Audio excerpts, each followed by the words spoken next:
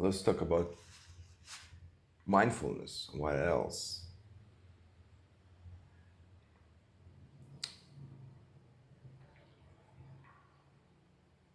Many of us most likely already realize the importance of mindfulness. Here is a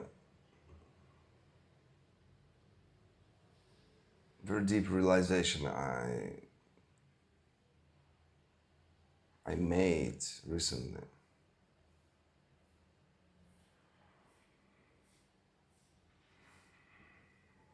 Our lives stretch between different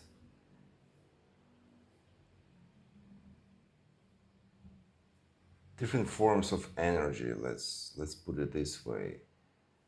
So we have material world, which is a certain state of energy, and we have this ideal world, which is intangible. It's just a meta universe of ideas, laws of nature, and there things are things behave quite different. When physicists started digging into the elementary particles of the physical world, they eventually realized that it's only up until a certain moment where material world even manifests itself, and past certain point there is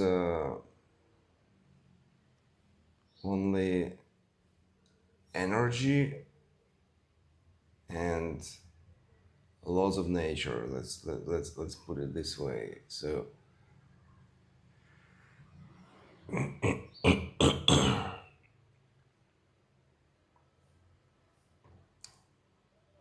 there is no kind of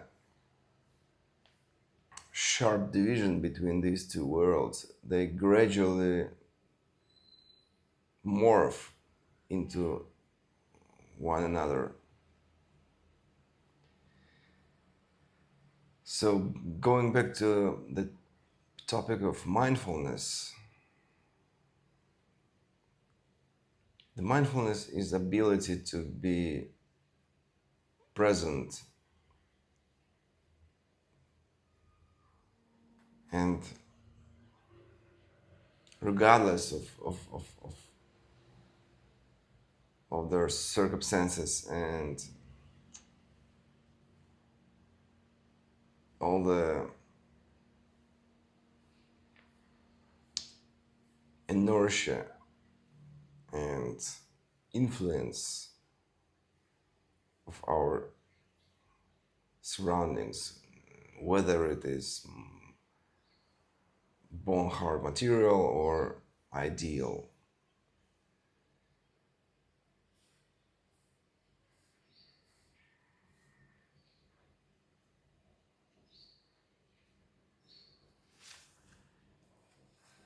In this regard, very interesting topic is being discussed these days, and it is the freedom of will. Whether the freedom of will even is a thing, whether it even exists.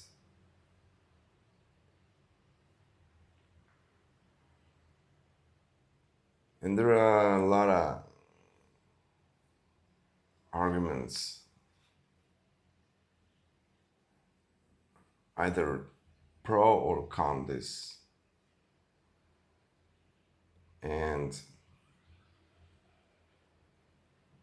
what I realized though, you don't have any freedom of will once your mindful attention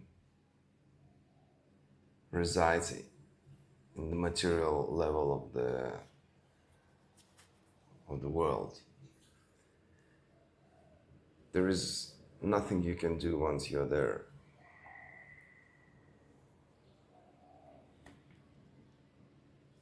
Only when you start idealizing and, for example, looking into the future or taking some experience from the past and trying to apply it for the projection of the future, then you may feel that you have opportunity to alter the realities, therefore having freedom of will. But momentarily, in the here and now, you don't. You just completely emerged and diluted within the fabric of material reality, and nothing you can do. That's where all these arguments come from. For the most part, the science of the recent centuries were only operating in this realm of materialism and almost completely ignoring the realm of idealism. Nowadays, though, it has changed a lot. But what's interesting, that the more you go from material to ideal, the more fluidity you will discover. So the rate at which things can adapt and change according to your vision increases proportionally of your of yourself being elevated into this area of idealism. And the ultimate form of it is a virtual reality, and this electronic virtual world we all spend so much time these days, you know.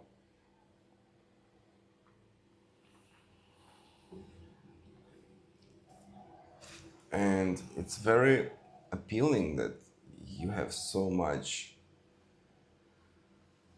free will in these virtual worlds, that you can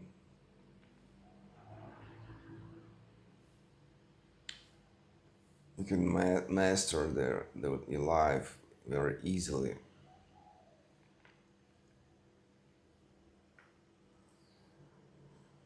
But there is a huge catch, and it is that you feel like let's say this, your internal observer doesn't care whether he spends his attention into the realm of material world or virtual world, because the currency you pay for it is your time, aka your life. So fair enough, it doesn't matter whether you spend your whole day playing video games or you have been out and about in the real world doing real stuff. Doesn't matter, you spend exactly the same amount of your life, which is one day. And the more you trick your mind that there is so much you can do in these virtual worlds, the more scary the reality becomes to you, because reality is stiffened by this low vibe energy is so much that almost nothing you can do with it. You cannot reverse time, you cannot undo whatever happens in this material world. It's just completely, you know, goes on without your control. And because you are so used to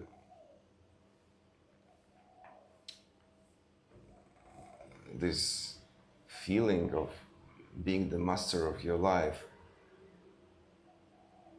it almost gets you repelled from real world,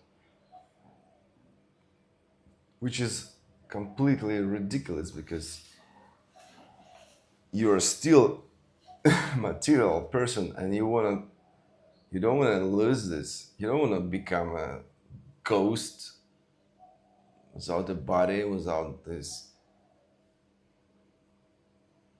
material real reality.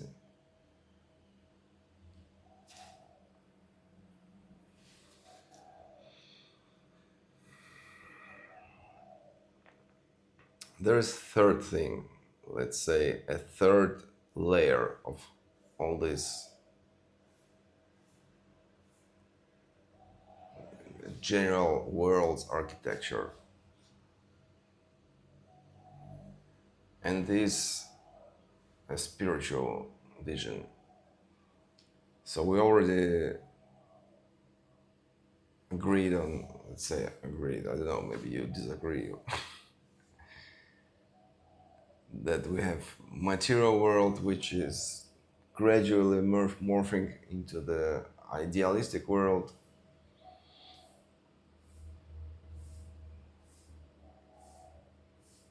and they kind of, these two worlds, they coexist. They cannot even manifest without each other. They only exist because there is, each of them only exists because of the existence of the contrary. The night only exists because there is a day. Should there be no day, how would you know what is night? And this traverses everything. That's called duality. So basically, materialism and idealism, they both obey to the law of duality. Duality is just a baseline principle of how our brains perceive the world. But there is another way of perception which is spiritual, non-dualistic, how we call it. And this is very important because in the non-dualistic perception of the world, there is again a line between the worlds, but this time it's also gradual, but the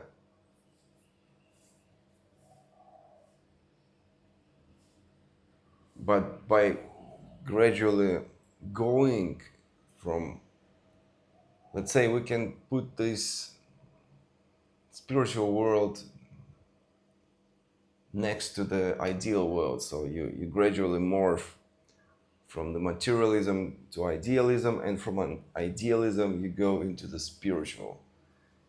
And when you transit to the spiritual, duality vanish. There is no more duality. It's uniform. It's all uniform. Therefore, nothing matters because there is no observer separated from the object of observation, it's all kind of unifies. Therefore, there could be no duality. Observer and observable, it's already a duality. And in the spiritual world, there is none. It is just pure awareness.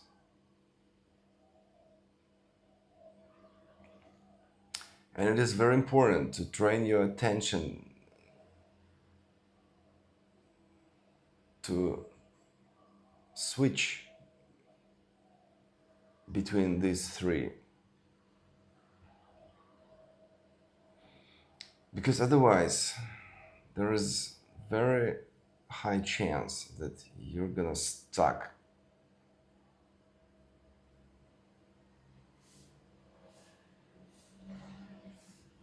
And if you're stuck,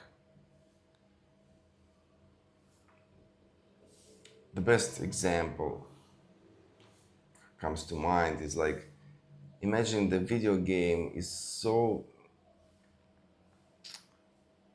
addictive that you just cannot stop playing it, and you just play it the entirety of your life, and then you just die. I mean, looks and sounds horrible. You just missed so much. You may have had quite a bit of fun, but you have missed such an opportunity cost. This is a very good term. Opportunity cost is horrendous. And because you missed completely the material, God's created world, and also the spiritual, the God itself. And you just totally spent all your time into this simulated reality.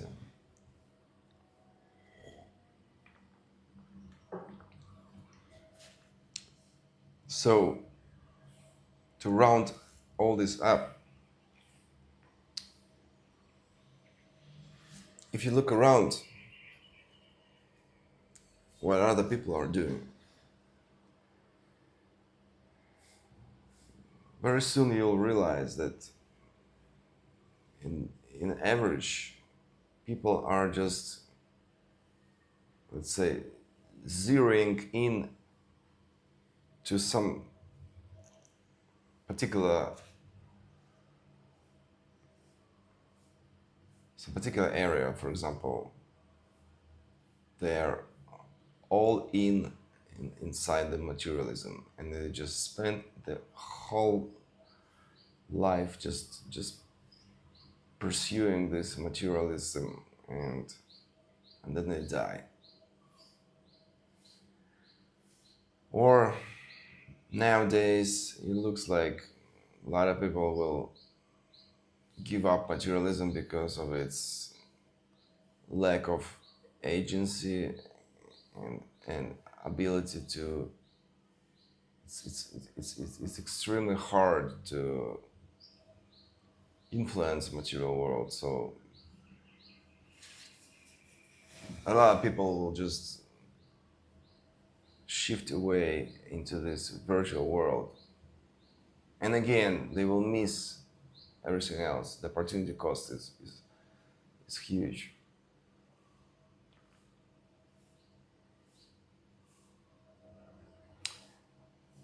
And let's admit it, there are people who are totally devoted to the spiritual, let's say those monks, especially those in India who spent the entire life locked up in a dark cave, meditating and just unleashing the complete control of the mind and spirituality and stuff. But then, let's face it, they totally missed on opportunity to explore the this God's creation, which is our world.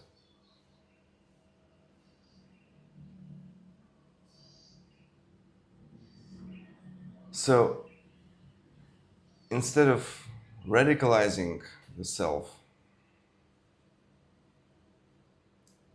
better way is just to become mindful, being in control of your attention and intention. So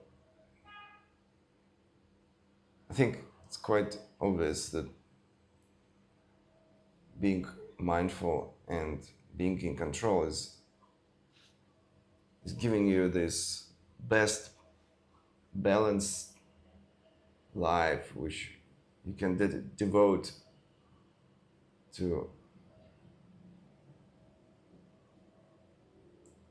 I wouldn't even say equally to each of these parts, but at least to the point which you feel necessary without any ideology, just as much as you feel is necessary. But dedicate your life to each area, to each realm of its entirety. And then you can say you live the full life.